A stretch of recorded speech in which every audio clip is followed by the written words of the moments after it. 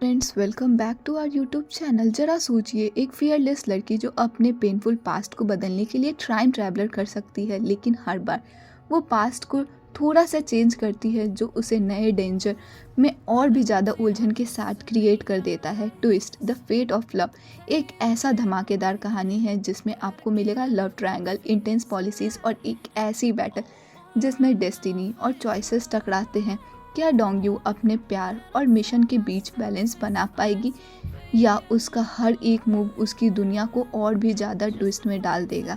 तो चलिए सीरीज़ की शुरुआत करते हैं। सीरीज़ की शुरुआत होती है और हमें हमारी फीमेल लीड डोंग्यू को दिखाया जाता है। वो एक अनजान जगह पर पहुंची थी और सोचती है, ये कौन सी जगह है, मैं कहाँ हूँ। तभी उसे एक आवाज़ सुनाई देती है और लगता है उसे कोई जानता है। उसी वक्त कुछ लोग उसे फेंगी समझ करके हमला कर देते हैं। उसी वक्त हमारा मेन लीड फेंगी भी वहाँ पर आ जाता है और वो डोंगी को उन लोगों से लड़ते हुए देख करके समझ जाता है कि ये कुशल मार्शल आर्ट योद्धा है। डोंग्यू बहुत बहादुरी के साथ फेंगी को बचाती है, लेकिन उसकी बचाव करते समय डोंग्यू को थोड़ी सी चोट लग जाती है, जिस पर फेंगी उसे बोलता है कि तुमने मेरी रक्षा की है, जिसके कारण तुम्हें थोड़ी सी चोट लग गई है, तो जब तक तुम्हारी चोट ठीक नहीं हो जाती तुम यहीं पर मेरे घर में रहोगी। इतना बोल करके फेंगी अपने सेनापति से मिलने आता है और दोनों लू यॉन्टेंग के हमले के बारे में बात करते हैं। फेंगी का सेनापति डोंग्यू को देख करके कहता है, कहीं आपको ये नहीं लगता कि ये उन हमले वाले लोगों में से भी एक हो सकती है? लेकिन फेंग्यू बहुत विश्वास के साथ बोलता है कि मुझे नहीं लगता कि ये ऐसा कर सकती है, क्योंकि इसे अपने पास्ट के बारे में कुछ भी याद नहीं है, ये कौन है और कहाँ से आई है। जिसके बाद फेंगी डोंग्यू के पास आता है और उससे फ्लूट देख करके पूछता है, क्या तुम्हें सच में याद नहीं है कि तुम कौन हो और कहाँ से आई हो?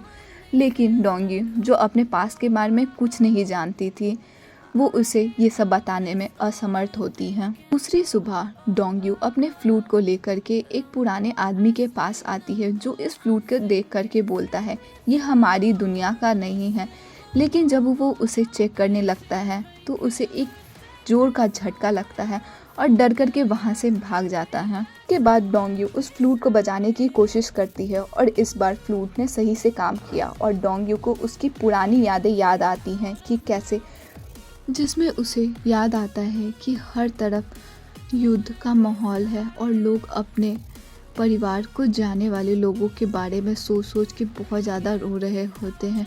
उसे अपना नाम वूजिन याद आता है और वो सोचती है कि अगर वो ये युद्ध को रोक पाए और सब कुछ बदल सकती है, तभी वो एक डिवाइन ब्लेसिंग के थ्रू पास्ट में वापस चली आती है और उसके साथ एक फ्लूट भी आता है। डोंग्यू का मिशन अब ये है कि वो उस युद्ध को रोके, लेकिन उसकी जर्नी बहुत मुश्किल है और नए चैलेंजेस का सामना करना होगा। इसके बाद डोंग्यू युद्ध रोकने की योजना बनाती है और एक जगह पे आती है। तभी उसी वक्त वहाँ पे फेंगी भी आ जाता है और दो विपक्षों के बीच में लड़ाई होने लगती है। फेंगी डोंग्यू को वहाँ पर देख करके थोड़ा सा हैरान होता है और वो पूछता है कि वो यहाँ पे क्या कर रही है। जिसके बाद डोंग्यू तुरंत ही अपना खंजर लेकर के उसके गर्दन पर रख देती है और बोलती है, तुम्हें मेरी बात माननी पड़ेगी, नहीं तो मैं तुम्हें मार दूंगी। जिसके बाद उसके सैनिक भी उसकी बात मानने के लिए हामी भरते हैं, लेकिन बहुत चालाकी के साथ सारे लोग डोंग्यू पर ही वार कर देते हैं। जिस पर डोंग्यू फेंगी को बोलती है कि मैं यहाँ पर युद्ध को रोकने के लिए आई हूँ, जो लू यॉन्टन के साथ तुम्हारी होने वाली है और उसी के हाथों तुम्हारी मौत भी होगी। लेकिन फेंगी उसकी बात को नहीं मानता और वो उसे मार करके नदी में डलवा देता है। जिसके बाद फेंगी लू यॉन्टोंग से मिलने के लिए आता है और उससे युद्ध नीतियों के बारे में बात कर रहा होता है और उससे सुलह करने की बात कर रहा होता है। जब वो लोग बात करके वहाँ से जा रहे होते हैं, तभी लू यॉन्टोंग का एक सैनिक फेंग ई के सेनापति पे वार कर देता है और उसे मार देता है। तभी उसे याद आता है कि डोंग्यू ने उसे बताया था कि आज ही होने वाला है, लेकिन उसने उसकी बातों को नहीं माना।